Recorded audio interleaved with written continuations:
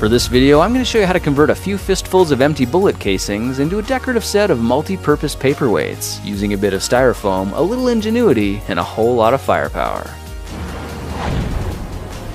To start this project, you might want to check the legalities of making these artfully disguised paperweights where you are. Brass knuckles are banned in quite a few places, and if that's the case where you live, then don't make your knuckles out of brass. Alright, let's kick things off with a few handfuls of bullet shells. I salvaged these brass casings from a local shooting range, so there aren't any bullets in them, and you can tell the primer's been fired as well, which is important. Now let's fire up the mini metal foundry I showed you how to make in a previous project, and toss the empty shells inside to get them warming up. Now a lot of people have asked whether this improvised backyard foundry can actually get hot enough to melt brass, and the answer is yeah, it'll melt brass no problem. In fact, you can melt copper, silver, and even gold without any trouble at all, and the best part is, you can do it on propane. Propane burns clean, costs less, and melts metal way faster than charcoal does, but you do need a specially designed jet torch to balance the fuel-to-air ratios and make it work properly. This is the design I came up with, and I'll show you how to make this gas blaster torch in another project video. Now it's only been about 8 minutes, but peeking inside the foundry, you can see that amazingly, the brass casings have already melted down and liquefied completely. That's really impressive considering the melting point of brass is around 1700 degrees Fahrenheit, and the foundry was cold when we started less than 10 minutes ago. The liquid metal is bubbling because brass is a mixture of copper and zinc, and at these temperatures, the zinc is starting to boil and vaporize right out of the mix. We don't really want that to happen, but luckily there's an easy way to stop it. I went to the dollar store and picked up a bottle of cockroach killer, which you can see is actually just 100% boric acid. If we sprinkle a generous amount of the white powder into the soup of molten metal, we can sit back and watch it do the dirty work for us. Boric acid helps clean the metals by absorbing impurities and helping prevent new oxide layers from forming on the surface. And if you put it in before you fire up the foundry, it'll melt your metal even faster and help keep the zinc from boiling off as well. Okay, the crucible's full and everything's completely liquefied, but before we pour the metal, it's a good idea to scrape any gunk off the top and clean it up a bit.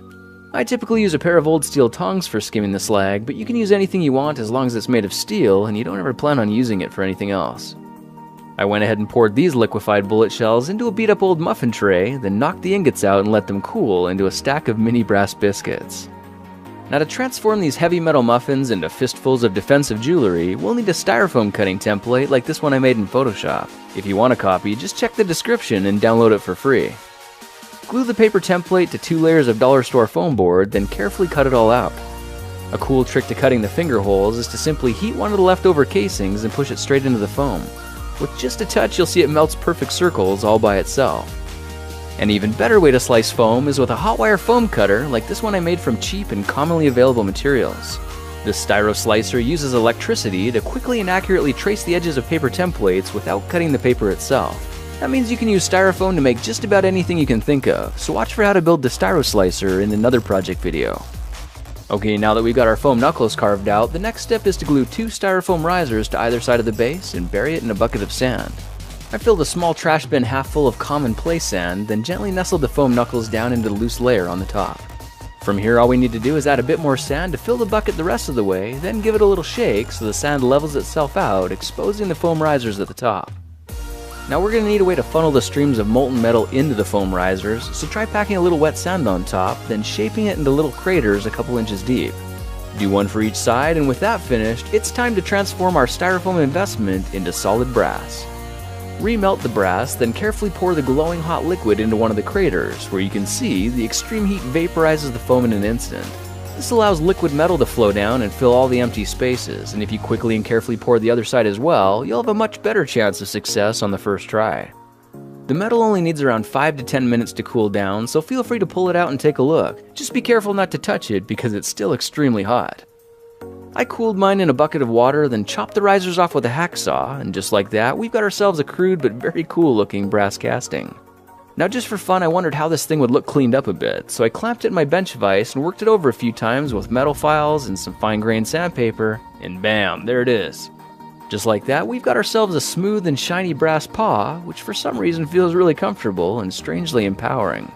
This piece of defensive jewelry has a really nice weight to it, and because it was designed to fit my hand, it really does feel amazing. But it's important to note these aren't intended to be used as weapons. Instead, I like to think of them more as multifunctional paperweights buffed to a mirror finish and designed to occupy my workspace as dangerously elegant decor. Now, just to push the boundaries a little further, I stopped by an alternative clothing store and picked up a spike-studded choker collar, so I guess you could say things are getting pretty serious. Let's unscrew 6 of the aluminum spikes and screw them into the brass workpiece instead, just to make the whole thing look absolutely mental. The 6 holes were drilled using a 5/32" bit, then tapped with a number 10 32 thread so I could secure each of the metal spikes tightly to the brass. It's beautiful, it's dangerous, and it's incredibly durable, and to go one step further, I went ahead and made another one the exact same way. Well, now you know how to transform a few handfuls of scrap bullet casings into a custom pair of fancy and dangerously decorative, solid brass paperweights. They are a lot of work to make, but the feeling of creation and accomplishment is all worth it. By the way, if you're up for another challenge, try making my mini master sword. I cast this golden sword from styrofoam as well, and you can find the template for how to make it in another project video. Well, that's it for now. If you like this project, perhaps you'll like some of my others. Check them out at thekingofrandom.com.